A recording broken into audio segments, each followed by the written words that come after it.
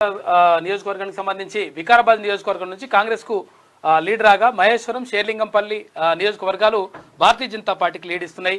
ఇక్కడ అంటే పోటాపోటీగా నడుస్తూ ఉంది. ఇక్కడ భారతీయ జనతా పార్టీ, తర్వాత చేవెళ్ళ అంటే భారతీయ జనతా పార్టీ, ఇటు కాంగ్రెస్ పార్టీకి సంబంధించినటువంటి అభ్యర్థులు అక్కడ కొండ విశ్వేశ్వరరెడ్డి, తర్వాత ఇక్కడ ఆయన ఎవరు కాంగ్రెస్ పార్టీ గడ్డం కాదు ఇక్కడ చేవెళ్ళ రంజిత్ రెడ్డి, వీళ్ళకి ఇద్దరి మధ్యలో అవుతుంది.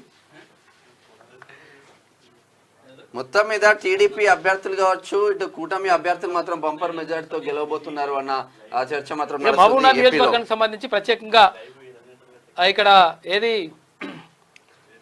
బీజేపీ ఆధిక్యంలో కొనసాగుతూ ఉంది. కొంతవరకు ఎక్కడ చూసినా కానీ అక్కడ డికే అరుణ తర్వాత అక్కడ భారతీయ జనతా పార్టీ ప్రభావం కనిపిస్తున్నట్టుగా కనిపిస్తుంది. చూడాలి మరి ఏం జరుగుతుందో. సీఎం సొంత జిల్లా ఇటు మహబూబ్ నగర్ పార్లమెంట్ కావచ్చు, నాగర్ కర్నూలు పార్లమెంట్ కావచ్చు.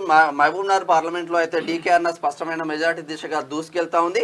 నాగర్ కర్నూలు మాత్రం దోబుచ్చులాడుతా ఉంది. మల్లు రవి ఇప్పటికీ లీడ్ లో ఉన్నప్పటికీ నువ్వా నేనా ఫైట్ మాత్రం నడుస్తా ఉంది. ఇటు ఆర్ఎస్ ప్రవీణ్ కుమార్ బీఆర్ఎస్ నుంచి, భరత్ ప్రసాద్ బీజేపీ నుంచి కొన్ని నియోజకవర్గాలు వాళ్ళకి లీడ్ ఇస్తే, కొన్ని నియోజకవర్గాలు మహబూబ్ నగర్ లో అంటే అసెంబ్లీ నియోజకవర్గాలుగా చూసుకుంటే ఒకసారి ఎట్లా ఉంటుంది అంటే పరిస్థితి, దేవరకద్ర నియోజకవర్గంలో కాంగ్రెస్ పార్టీకి 3774 ఓట్లు రాగా భారతీయ జనతా పార్టీకి 4648 ఓట్లు వచ్చినాయి. ఇక జడ్చర్ల నియోజకవర్గంలో కాంగ్రెస్ పార్టీకి 3240 ఓట్లు వస్తే, ఇక భారతీయ జనతా పార్టీకి 2483 ఓట్లు వచ్చినాయి.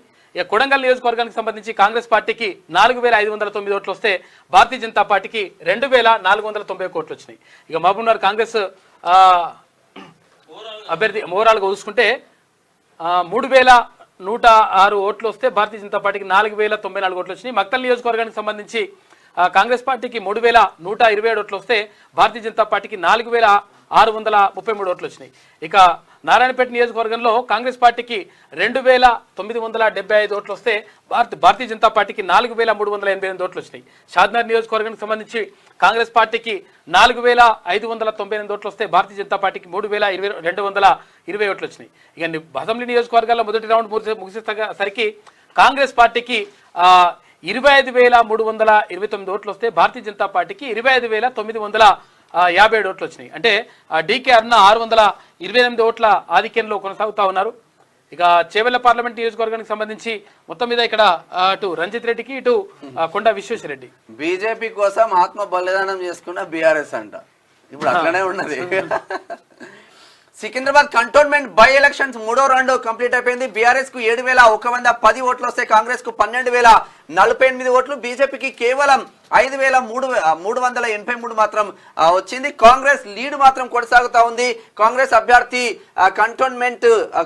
అభ్యర్థి శ్రీ గణేష్ మాత్రం 4938 ఓట్ల ఆధిక్యంలో ఉన్నట్టు తెలుస్తా ఉంది. ఇది బై ఎలక్షన్.